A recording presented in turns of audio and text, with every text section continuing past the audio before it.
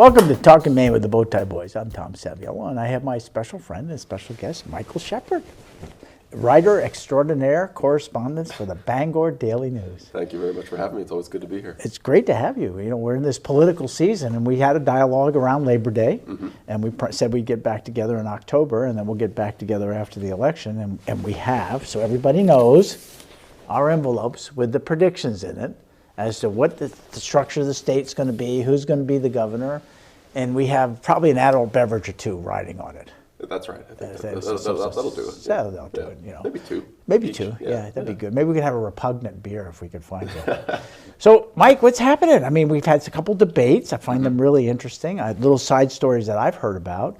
So, and you've seen some polling data. What's the polling data saying right now? Yeah, I mean, it seems like we were seeing back in the spring, we were seeing things pretty close in the particularly the governor's race between Janet Mills and Paula Page. You know, margin of error 2, 3, 4, 5 points. And what we're seeing now is it looks like nationally there's been a little move toward Democrats. So they seem to have a better chance of keeping the U.S. Senate. They have a little better of a chance, still an outside chance, I think, of keeping the U.S. House.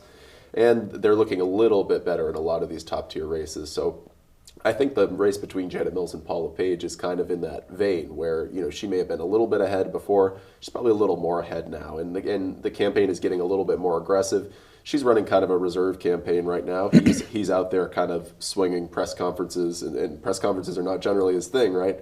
But he's out there now swinging a little harder, and he's definitely running a campaign like he is the underdog. And you got to remember, too, I mean, he hasn't been an underdog really since the 2010 primary, a very crowded one where he was kind of not very well known at first. But it was the Tea Party year. It was a great year for a candidate like him. He surges to the top, and since then he's really been the favorite in his elections, narrowly, if narrowly, right, with Mike Michaud in 2014. So this is really the first campaign where we're seeing Paula Page as the underdog, and it's and Maine has changed a lot since his last election. Demographics are different. Southern Maine, the first congressional district, right, has shifted downward. It's I think the demographic shift is probably his biggest obstacle right now. But look, we've got more than a month to go here, and things can shift. You know, it's interesting because in the summer, as you said, and I even talked about it this morning with some other people, is it was very close. It was within the margin of error. Yep. The latest polls showed Janet, depending on what you want to believe, between 10 and 12 points ahead. Yeah, I think it's too high. I think it's too high. I think everyone agrees with that too. And I think that I take out the 4 or 5 points that are people that when you get the call, you're going to vote for Paula Page. No, I'm not voting for Paula Page, but we'll come out. And it will narrow down as we get closer. But I think she has maintained a very positive message. And he has gone negative big time, or people representing him have gone negative. And they're really going after like 4%, 6 to 8% of the vote. That's what all these TV ads are after. They're after that 8 to 10% of the vote that are undecided. The rest of us, galvanized. We're done. Well, I think that's the thing with this campaign is that you're not going to meet many people out there who don't know who they're going to vote for already between Janet Mills and Paula Page. And really rarely have we ever seen a campaign in Maine between two such well-known people, right? The 2020 campaign, I think by the end, Susan Collins and Sarah Gideon were well-known. But I'm not sure Sarah Gideon was anything other than kind of the Democratic proxy in that race. I think I think she could have her role could have been kind of assumed by anyone. Here we have two well-defined people who have been on the public stage for an awfully long time, and I think it's probably no shocker that we're looking at a very, very small share of undecided voters who you know maybe people who voted for LePage in 2010 who got alienated from him in the past, or Democratic voters who are concerned about the economy and costs. So I think there's I think there's some really interesting stories in that group of people, but it's a very small group. I think it's interesting too, as LePage has gone to some organizations that traditionally probably would support him, he's hammered them. It's like the dairy industry. He walks into the dairy industry, which has been in place for a long time. Not saying it's the best, but it keeps our farmers in the dairy industry. We've lost so many dairy farmers, and he tells them the way they're running their business is terrible. Yeah, I think that was an avoidable thing for him. Last week, you know, he went into an agricultural event and said something to that effect. He was fighting with the Sportsmen's Alliance of Maine, which has always been a staunchly conservative group. And the thing that's different now is that Janet Mills and particularly Jared Golden, the congressman from the 2nd district, they have embraced sportsmen's issues. They've put their foot down on gun control.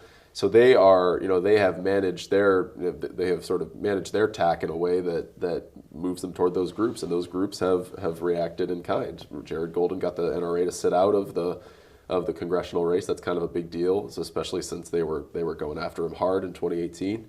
They've endorsed Bruce Poliquin before. And Janet Mills got Paula Page got the NRA endorsement, but Janet Mills got a good score from the Sportsman, and so they're trying to fight these issues to a tie, and I think it's worked so far, right? Gun control hasn't been an issue in these campaigns certainly like it has been in the past. And it fits in. When I was campaigning up here as a senator, UMF, traditionally a Democratic stronghold, right, and running as a Republican. My goal was to negate the campus. I couldn't win it. I might have won it at the end, but I couldn't win it. But I had to get it so I had enough students who knew who I was, so I would table upstairs. And I think that's what they've done. They've done a nice job. I mean, the Sportsman's Alliance of Maine, my understanding is that LePage was interviewed, as Janet was. He still doesn't understand what we mean by land conservation, that they still pay taxes, and hates Land for Maine Future. And that's a big thing to the sportsman, because of deer yards and being able to purchase them and protect that. And then he accuses them of, I didn't say that, and Dave Trahan sends him the tape. Here's what you said. Well, and what was interesting about that meeting was I heard the tape as well, and he agreed with them on a lot of these issues. He wanted them to find a way to ensure that the people who aren't paying taxes on conserved land, which is a very small group in reality, pay taxes. And the Sportsman's Alliance said we could find a solution to that. And there were some other things that they were worried about, fisheries, how they're going to pay for that and stuff. But LePage agreed with them and then kind of came out. So it was a puzzling exchange. Wow. It was a puzzling exchange that I still don't quite understand the full backstory there. Yeah, but this is Paul LePage, and yeah, this is how it goes with him. There are some things that are just kind of inexplicable, and but he's got to buckle down these last few weeks if he's gonna make up this gap. Yeah, I think you're right. I mean, and the last one before I leave LePage is at the Forest Products Council. Apparently, he came in. Janet came in and gave her speech and answered questions for an hour and got a standing ovation when she left. LePage was an hour late, and when he got in, he rambled on about issues not related to anything that they wanted to talk about, and then came around and started answering those questions and was very evasive in his answers. So it's really just interesting. You're going into what I would say for him would be a traditional stronghold. Yeah, I mean, you should be kind of boosting your margins with these groups, and I think that's the danger, and it shows how the Democrats in these campaigns are being pretty canny about how they're attacking things. Now, I think there are still vulnerabilities. Janet Mills the other day at the debate was kind of evasive on questions about education and social issues, social critiques from Republicans on curriculum and things like that. But I think the lobster issue is a little bit of a vulnerability for her because she is supporting the offshore wind test project off the in federal waters off the coast. So I think there are some issues that are going to be tough for her. But look, Paul LePage is going to have to the onus is on him right here at the end of the day to beat an incumbent, and it's going to be a hard fight. And our education part, that ad that Paul LePage runs, I think is very powerful. When they've got that DOE individual who talks about how they're going to teach kids sex education and so forth in there, I think that's a powerful ad. Yeah, and the governor has a response ad to that out this week, and it seems like something she's pretty concerned about. And she was asked about it at the debate and kind of skirted around the question a little bit. So I think you can see how politicians see their own vulnerabilities, and I think she's seeing one there. And well, as I learned so much last year with the polling with the coroner, you poll the questioner says, "Well, do you like Mike Shepard?" Well, not really. Well, if you know Mike Shepard really likes Tom Saviello, would you like him a lot? Yeah. So the ads are going to be, Mike Shepard really thinks Tom Saviello is a great guy because I'm going to draw those votes over to me at the end of the day. And that's what they've done. They've gone out there and found the sensitivities with focus groups, and they have then just done test ads, and then they run them. And if they hit home, they keep doing it. They keep running those ads. So those are hitting home. It's like we moved to Jared's campaign. The fact that he voted on the second bill for the Rebuild America has hurt him a little bit because it's resonating a little bit more than they thought that it would. Yeah, the Inflation Reduction Act is kind of an interesting one because Golden is the type of politician where even if he does something that may be a little unpopular, he does kind of embrace it. He went for it. I mean, he had a press conference with Joe Manchin with Maine reporters. So he tries to kind of cut these things off at the pass. But look, this is a race that Bruce Poliquin desperately wants to turn into a traditional Republican versus Democratic race, you look at his TV ads. I mean, you're probably Yeah, seeing them right, at home. Like, they all have a picture of him with Paul LePage. Yeah. And so it's an interesting dynamic, right? Paul LePage has a really hard environment because he's running statewide. Bruce Poliquin wants to grab the coattails of LePage in the second district because he thinks Paul LePage is going to win there by a lot. He's had trouble with the base before. He's not as well liked in the base as Paul LePage is, and he really wants this to be people checking the box for the Republican over the Democrat. And Jared Golden has got to show people that he's not a typical Democrat, and he's certainly more centrist than the typical Democrat. He's one of the biggest swing votes in Congress, but still, he's a Democrat, and he's running in a tough environment for a Democrat, and I think that's all you got to say about that. Yeah, it's interesting because if you look at Poliquin's ads, it's really, I'm a Republican. We got to do Republican values. The Democrats are screwing everything up. We got to vote Republican to get in there. And then he has the ad walking out with Paul LePage. The little side note to this is that as I have friends up here that are running, like Russell Black and others that are Republicans, and Russell loves to put signs up. I hated signs, but Russell loves to put signs up. So he travels around with a LePage sign, a Poliquin sign, and a Black sign, and Randy Hall. And he says, very few people ask for the Poliquin sign. Very few. And he's going to Republican homes.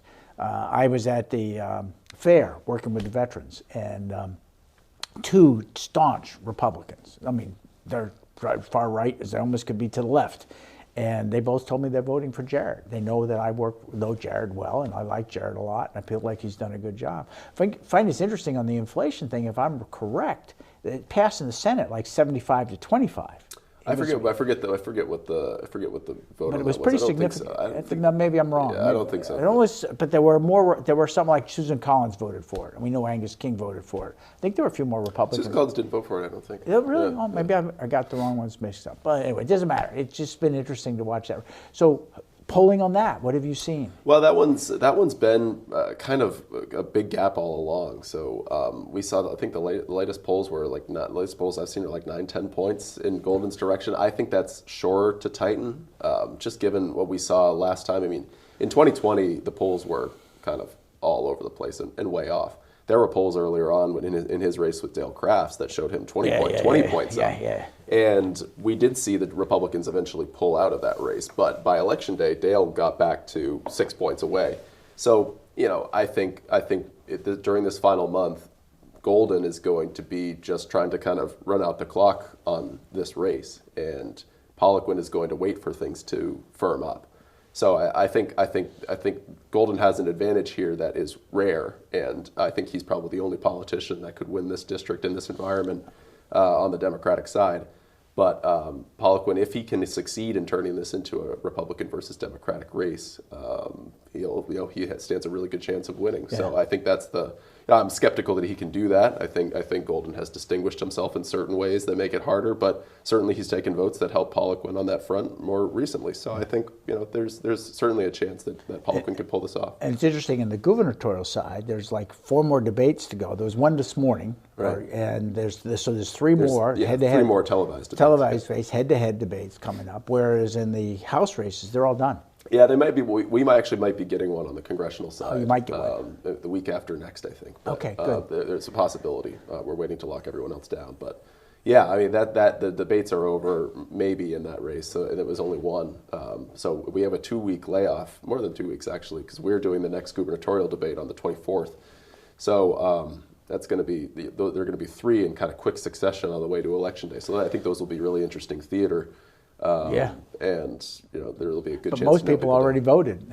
Well, that's true. I mean, maybe not most, but we've seen a huge number of early absentee ballots. I think there were 3,000, something like that. And so it's and that's always a marker of enthusiasm. But and I think the majority of those have been Democratic votes by a long shot. Well, it always is. The Democrats always file their requests early and get the lion's share. But this year it was like 62%. I think were Democratic voters. That's high. That's a higher share than in the past. It doesn't always correspond to how good an election year is for them. But it's their biggest share since It's their biggest share that we've seen since 2014. So we'll see. So if we move to the House and Senate, what do you think's happening in the Senate? This is Maine House. Yes. Yeah, I think the Senate is a tough one for Republicans. What is it? 21 to 14 right now. Yeah, I think so. Or is it 13? Anyway, it doesn't matter. I should have looked those numbers up before I came in. But the math is hard, right? You've got to go and win these districts. A lot of hard districts if they're Republicans. So for the first time in a while, the Senate I think is less in play than the House. The House is really the ones that national Republicans, state Republicans are looking at for a big bump. And I think they were a little more optimistic about these chambers back in the spring, just like Republicans were more optimistic about everything back in the spring. But the House seems to be in play, and I think there's almost no question that the Republicans are going to gain seats there. Whether they get up into the 70s and start challenging for a majority, I think that's another question. But I think they're almost guaranteed to win some seats back there. And I think the Senate, they could win some seats back. There's a really big race in Aroostook County we've talked about before with Senate President Troy Jackson running against Sue Bernard, Representative Sue Bernard. It's Caribou through the St. John Valley.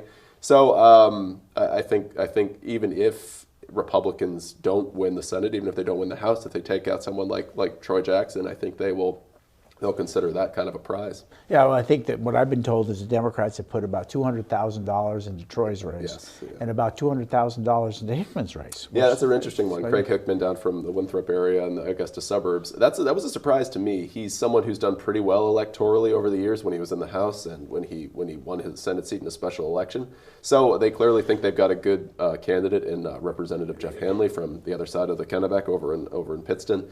So look, the best way to tell if people are worried about these races is if they're dumping money in. Yeah. And the Democrats have a lot of money, and they have put big money into those two races, so they're scared. I think in Hickman's case, it's going to be interesting because I think where the difference between will be the abortion issue. I mean, Jeff is very religious, and I know him very well. His brother Steve and I were seatmates, who Steve has passed on, and the Hanley family is well known in that area. Yeah, Steve was a Democrat. Yeah, Steve Old was school Democrat. Old school Democrat. Yep. He was a really good guy. I mean, we used to sit next together. It was myself, Ann Haskell, and me in the middle, and we had a ball together because Ann is somewhat liberal, but very courteous and thoughtful and wonderful. So we had a great time together. I would say Hickman, though. I mean, Hickman is NRA endorsed. He's an interesting guy himself. I mean, he's got a really unique profile, and he's always done well. So you can't count out a guy like that. Pat Flood beat him the first time he ran for the Senate, and Pat just barely beat him.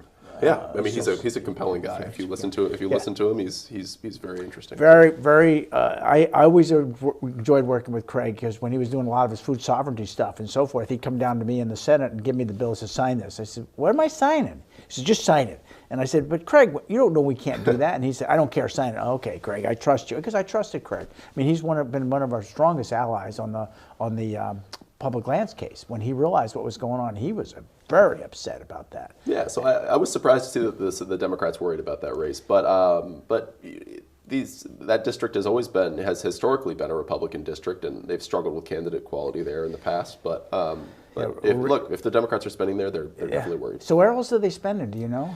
Yeah, they're spending. Those are the two big ones. Those two big ones. They're spending a lot in Auburn, where Eric Brakey, the former congressional candidate, is running against former representative, I think, Betty Ann Sheets.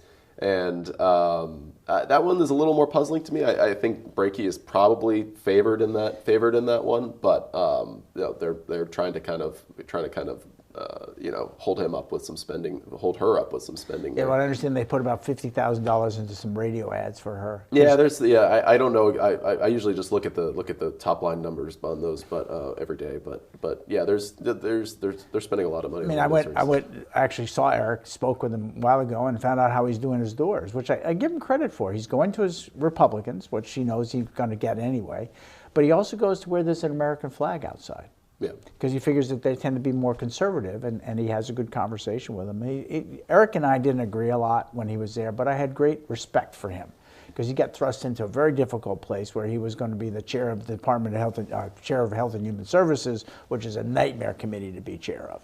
But he stuck to his guns, and he's a very good strategist, and he ran kind of as the sacrificial lamb against Angus King in 2018. Then he ran a pretty ill-fated and not super compelling 2020 primary on the Republican side. So he's kind of trying to come back up by regaining his old seat. And don't forget, he's a hard worker. I mean, he goes out and campaigns like there's no tomorrow. And don't forget, in 2012, he took over the Republican Party. Yeah, that's right. But he was planned. He strategically got it done. He got people registering that nobody knew who the hell they were.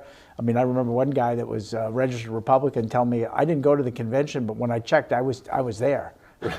So right. He's a very smart guy and a good strategist. So in the House, are there some races that the Republicans or Democrats are putting a lot of money into? Yeah, there's some. Those are developing a little more slowly.